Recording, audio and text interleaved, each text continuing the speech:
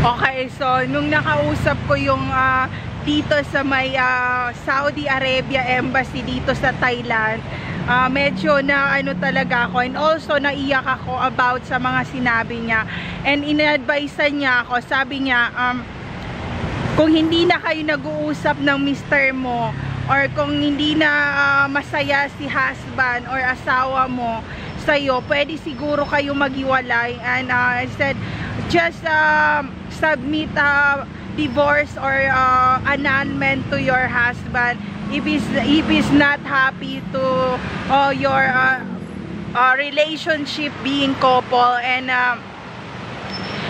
if you do something to remarry again, for example, a Thailand man, those man can bring us here in Thailand to be a residential of Thailand. That's the man said. So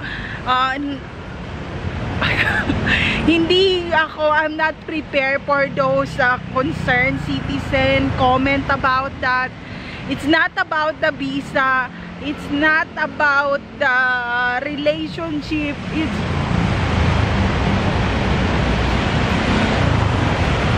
because when the embassy of Thailand said that, here the Saudi Arabia embassy said that the man that I divorced my husband, and I cry so loud to those men, and I said, how can you annulment or divorce the person that already missing in Saudi Arabia?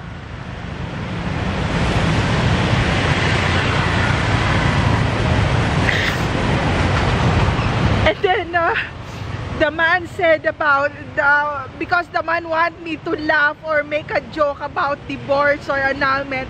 When I said those words, the man said, you use money in the table to go back to Saudi Arabia. All your force, all your money, all of your influence to go back and bring back your kids or your son and husband in Philippines. That's the advice of the Thailand man. So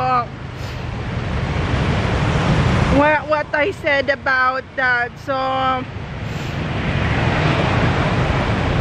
we are together for more than 20 years, and I don't accept those words. So thank you for the advice, but it's not happen. I will not go in any relationship. I don't want to go to remarried. I don't want to go to any partner in crime.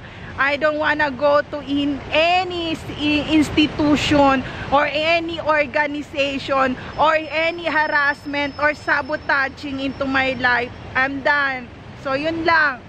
Pagod na ako. Tingnan nyo yung view dito sa Thailand habang umiiyak ako.